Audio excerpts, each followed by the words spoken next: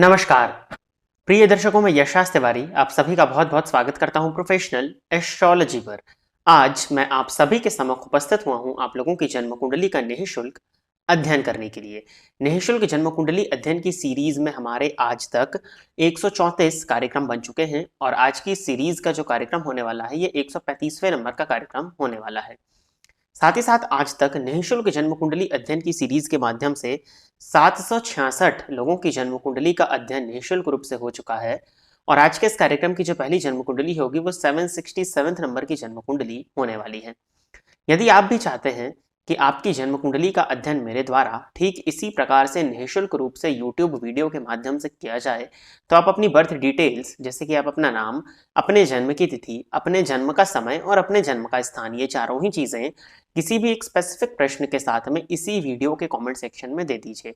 आपकी डिटेल्स देने के 3 से 3.5 महीने के बाद में आपकी जन्म कुंडली का अध्ययन मेरे द्वारा ठीक इसी प्रकार से निःशुल्क जन्म कुंडली अध्ययन की सीरीज के माध्यम से YouTube पर किया जाएगा।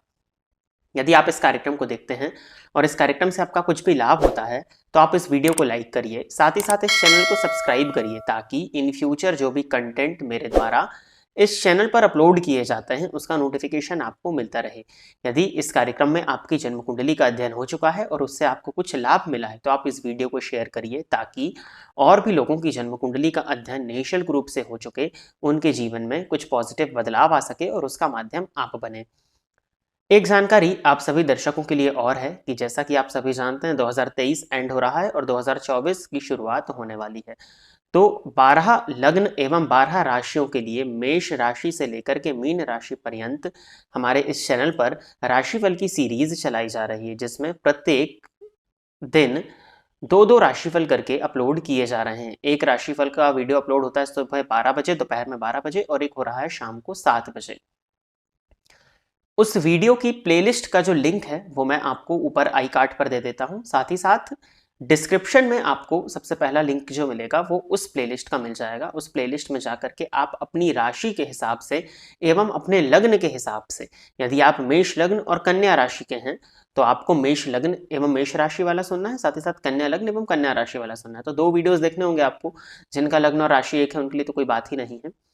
ऑलमोस्ट 5 या 6 तारीख तक, क्योंकि 1 दिसंबर से ये अपलोडिंग शुरू हुई है, तो 2 दिन के हिसाब से 6 दिसंबर की शाम को 7 बजे तक लगभग पूरा मीन राशि तक हम कवर कर लेने वाले हैं। तो वो लिंक आपको मिल जाएगा, आई कार्ड पर भी मिल जाएगा, तो जाकर के देख लीजिएगा। उसमें आपके पूरे आने वाले वर्ष 2024 के विषय में मेनली जो बड़े ग्रह होते हैं जिनका गोचर लंबे समय का होता है उन पर चर्चा की गई है। तो जाकर के एक बार उस वीडियो को अवश्य देख लीजिएगा। अब हम बिना विलंब किए अपने आज के इस कार्यक्रम की शुरुआत करते हैं और आज के इस कार्यक्रम की जो पहली जन्म कुंडली है ये ऋषभ अवस्थी जी की है। तो ऋषभ जी आप तैयार रहिए, आपकी जन्म कुंडली में ले रहा हूँ। डेट ऑफ बर्थ जो आपने बताया हुआ है वह 24 सितंबर 2000, 24 सितंबर 2000 सुबह के 11:55 का जन्म है, धनबाद झारखंड।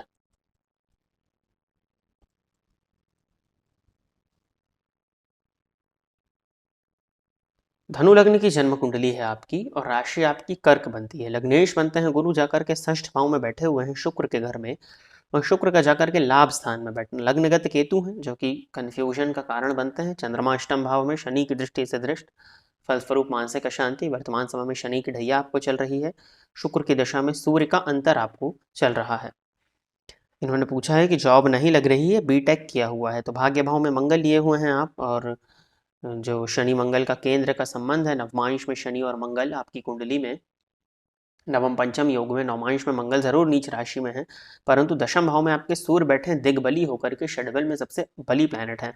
धनु लग्न की कुंडली में सूर्य भाग्येश होते हैं, यानी कि योग कारक है। भाग्यपति का दशम में जाना, दशम पति का लाभ भाव में जाकर के लाभेश के साथ में बैठना। देखिए इस जन्म कुंडली में ऐसा बिल्कुल भी नहीं है कि जॉब नहीं लगेगी, करियर का पार्ट तो अच्छा है। अब देखिए लग्नेश का जाकर के षष्ठ भाव में बैठना और लग्न का मान सिर्फ एक अंश है, जिसके चलते आपको संघर्ष हो रहा है। साथ ही साथ वर्तमान समय में आपको शनि की ढैया भी चल रही है और चंद्रमा शनि की दृष्टि से दृष्ट है, जिसके चलते आपको जॉब मिलने में परेशानी हो रही है। फिर भी आपकी जन्म कुंडली के हिसाब से यदि हम देखते हैं तो एक योग तो अभी दिसंबर मंथ में आ रहा है 17 दिसंबर के बाद में, और अगर यहाँ नहीं होता है तो 1 अप्रैल 2024 के बाद में इस जन्म कुंडली में प्रबलतम नौकरी लगने के योग हैं। ओपन कैंपस में ट्राई करिए, ओपन कैंपस में होने की संभावनाएं ज़्यादा बनती हैं। सूर्य भगवान की आराधना करिए, नित्य सूर्य भगवान को जल प्रदान करिए, ओम घड़ी सूर्याय नमः इस मंत्र का जाप करिए। और शनि की जो आपको ढैया चल रही तो हनुमान जी की आराधना करते रहिएगा। हनुमान जी आपके इष्ट देवता बनते हैं, तो हनुमान जी की जितनी ज़्यादा आराधना करेंगे वो आपके लिए बेनिफिशियल होगा। अब देखिए, शुक्र की महादशा आपको वर्तमान समय में चल रही है। अब धनु लग्न और कर्क राशि, अगर हम चंद्र कुंडली भी बनाते हैं तो वहां से भी, और लग्न कुंडली तो ऑलरेडी बनी ही हुई है। दोनों ही लग्नों से, जन्म लग्न और चंद्र लग्न से, आपके लिए शुक्र की महादशा कोई योग कारक प्लैनेट की महादशा नहीं है, परंतु शुक्र लाभेश के लाभ भाव में बैठे हैं, तो अपनी महादशा में आपको लाभ या इच्छाओं की पूर्ति तो कराएंगे ही कराएंगे। तो शुक्र को थोड़ा ठीक करने के लिए स्त्रियों का सम्मान किया करिए, और शुक्रवार के शुक्रवार देवी मंदिर में जाकर के दर्शन किया करिए, इससे भी आपको काफ़ी हद तक लाभ देखने में मिलेगा। आगे बढ़ते हैं, अगली जन्म कुंडली जो है, ये यूज़र नाम से आईडी है निखिल यादव जी की जन्म कुंडली है। तो निखिल यादव जी आप तैयार रहिए, आपकी जन्म कुंडली में ले रहा हूँ 5 मार्च 2002। जन्म का समय इन्होंने बताया हुआ है रात के 8:10 8:10 PM, भोपाल मध्य प्रदेश। प्रश्न इन्होंने दिया है, यूट्यूब पे सक्सेसफुल हो पाऊंगा क्या, सोशल मीडिया और बिजनेस में मेरा लक है या नहीं। Thank you. कन्या लग्न की जन्म कुंडली है आपकी, और राशि आपकी बनती है वृश्चिक। तो लग्नपति का जाकर के पंचम भाव में बैठना, पंचम पति का नवम भाव में, नवम पति का सप्तम भाव में बैठ करके लग्न को देखना। शुक्र 3 अंश पर उच्च राशि में गुरु के नक्षत्र में बैठे हुए हैं, और नवमांश में गुरु नीच के हो जा रहे हैं। मंगल षडबल में अत्यधिक बली है। सूर्य षष्ठस्थ हैं और शनि की दृष्टि से दृष्ट है। केतु की महादशा में राहु का अंतर वर्तमान समय में आपको चल रहा है। केतु तृतीय भाव में ही, और तृतीय पति बहुत मजबूत है। शुक्र की महादशा आपको लगने वाली 2027 में, जो कि आपके भाग्येश की दशा होगी। देखिए, प्रयास तो करिए, परंतु सूर्य पर शनि की दृष्टि का पड़ना बहुत परेशानी का कारण तो बनेगा ही, दिक्कत देगा। भाग्य भाव में शनि राहु की युति है, लेकिन देखिए, व्यापार तो कराया जा सकता है, ऐसा नहीं है कि व्यापार नहीं कर सकते आप। आपकी कुंडली में व्यापार करने के योग हैं। व्यापार पति नौमांश में नीच के हैं, जिसके चलते व्यापार करने में संघर्ष होगा। पार्टनरशिप में व्यापार करते हैं तो पार्टनरशिप खत्म हो जाएगी, पार्टनरशिप टूट जाएगी। इंडिपेंडेंट बिजनेस करते हैं, अच्छा है। सोशल मीडिया के थ्रू यदि हम कमाई की बात करते हैं तो इस कुंडली में उसके योग लगे हुए हैं, आपको प्रयास करना चाहिए। भाग्य भाव में शनि और राहु की युति होने के चलते राहु की दृष्टि आपके लग्न पर भी है, और केतु की महादशा आपको वर्तमान समय में चल रही 2027 के नवंबर तक। तो तब तक तो आप मान के चलिए संघर्ष है, लेकिन जैसे ही शुक्र की महादशा लगती है, शुक्र उच्च राशि में बैठे हुए हैं और तत्पोत्तमी भी हैं। नवमांश में सूर्य का उच्च होना कुछ हद तक मजबूती प्रदर्शित तो कर ही रहा है। तो आप इस फील्ड में लगे रहिए, इसमें सक्सेसफुल होने के योग हैं। लगभग 25-26 की एज के बाद में यहाँ सर आपको रिजल्ट कुछ हद तक देखने में मिलेगा। विलंब रहेंगी चीज़ों में, लेकिन उसके बाद भी आपको मैं लगे रहने की सलाह देता हूँ। सोशल मीडिया से मुझे इनकम होती हुई आपकी जन्म कुंडली में दिखती है। आगे बढ़ते हैं, अगली जन्म कुंडली भी यूजर नाम से तारा देवी जी की है। तो तारा देवी जी आप तैयार रहिए, आपकी जन्म कुंडली में ले रहा हूँ। डेट ऑफ बर्थ जो इनका है 28 अप्रैल 2003, सुबह के 5:45 का जन्म है। बिहार में सहरसा।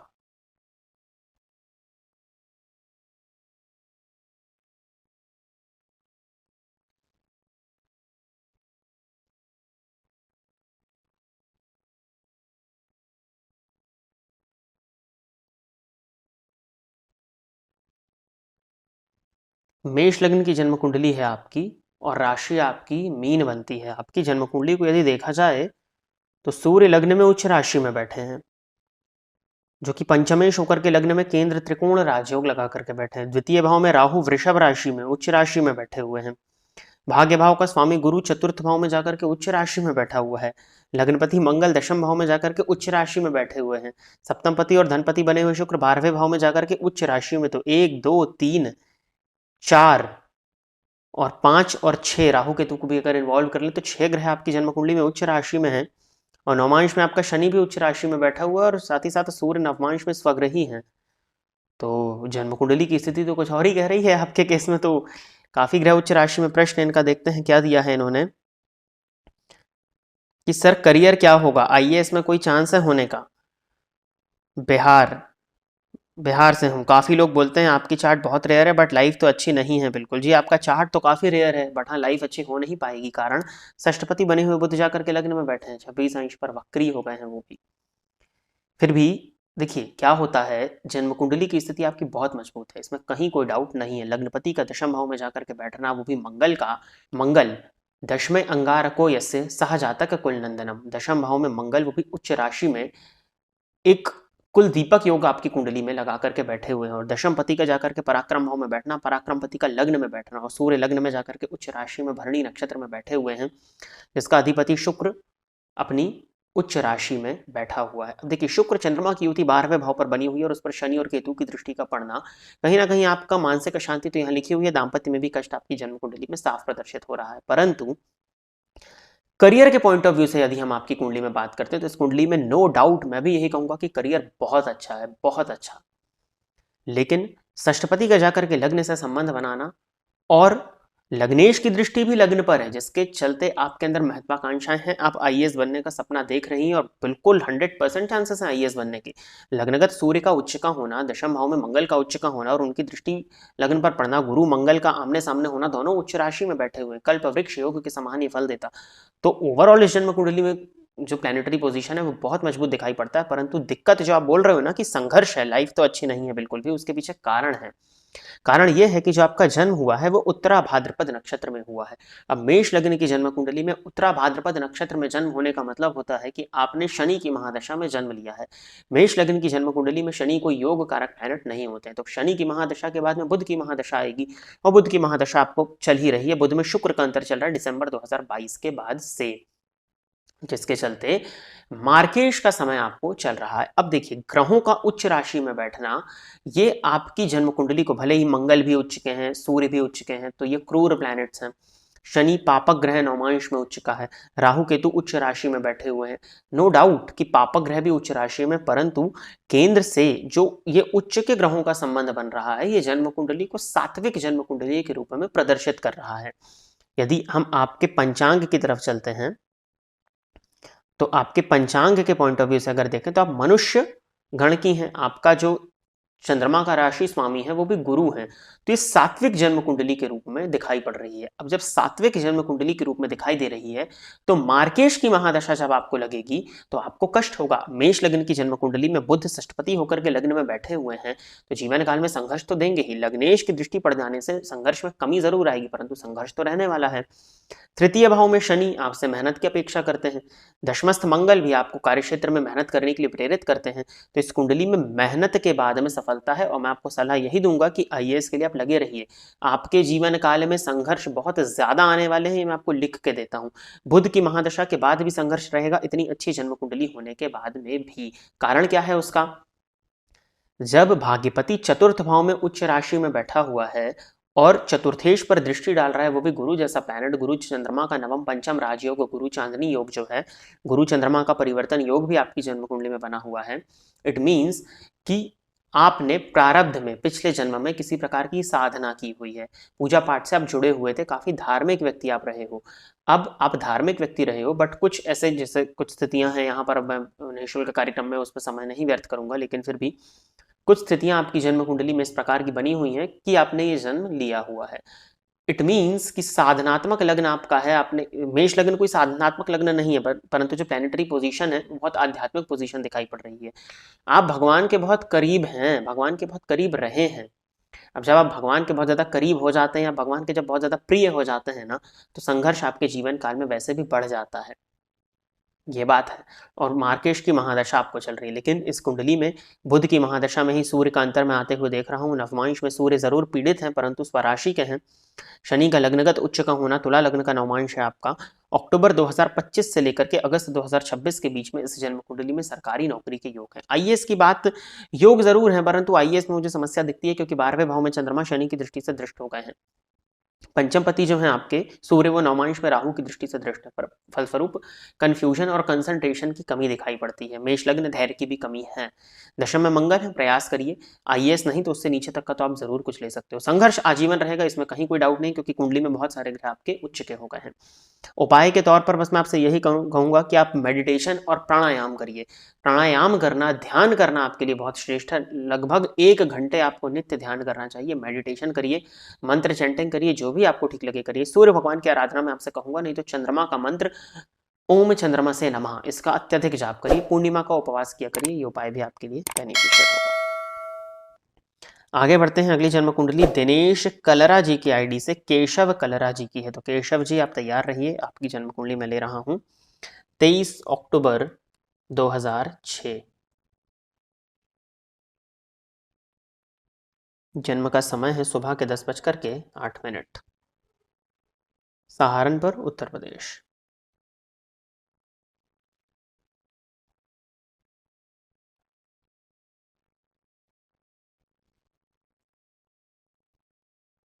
तेईस अक्टूबर 2006 सुबह के 10:08, सहारनपुर, यूपी। ये जन्म कुंडली भी काफी विचित्र है। वृश्चिक लग्न की जन्म कुंडली है, राशि तुला है, बुध, गुरु, चंद्रमा, मंगल, सूर्य और शुक्र, छह ग्रह जन्म कुंडली के 12वें भाव में बैठे हुए हैं और केंद्र पूरा खाली है। पंचम में राहु, नवम में शनि। जो कुंडली मैं आपको सेंड कर रहा हूं, कहते हैं कि ऐसी कुंडली हजारों लोगों में से किसी व्यक्ति की होती। बड़ी विलक्षण कुंडली है ये। विलक्षण तो है। उम्मीद करता कि शायद आपने भी ऐसी कुंडली नहीं देखी होगी। आपकी विश्लेषण की प्रतीक्षा है। नहीं, ये उम्मीद आपने गलत कर ली। इससे भी खतरनाक कुंडलियां मैंने देखी हुई हैं। चलिए कोई बात नहीं, उम्मीद तो हर कोई अपने अपने हिसाब से कर ही सकता है। ठीक है, क्या विश्लेषण चाहते हैं आप मुझसे अपनी इस जन्म कुंडली के विषय में बताइए। मेरे हिसाब से इस जन्म कुंडली में काफी संघर्ष है। पंचम भाव के राहु हैं, एक अंश पर हैं। चलित कुंडली में जरूर ग्रह फैल गए हैं, परंतु जन्मांक के अकॉर्डिंग अगर देखा जाए तो संघर्ष तो है। नवम भाव के शनि पर केवल और केवल राहु की दृष्टि का पड़ना, वो भी कर्क राशि के शनि है, नवमांश में मीन राशि के शनि है।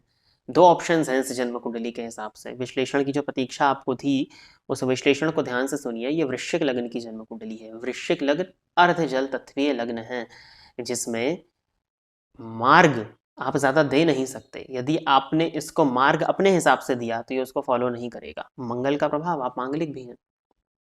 दूसरी चीज़, जल तत्वीय लग्न, जल को, नदियों को रास्ता नहीं देना होता, ये स्वयं ही अपना रास्ता बना लेती हैं। तो करने वाले तो आप अपने मन की हैं, पहली चीज़। दूसरी चीज़, 4, 8 और 12 ये जल तत्व के लग्न हैं। अगर हम वर्ण की चर्चा करें तो इन राशियों में ब्राह्मण वर्ण आता है। ये साधनात्मक लग्न हैं, भगवान के करीब लग्न है ये।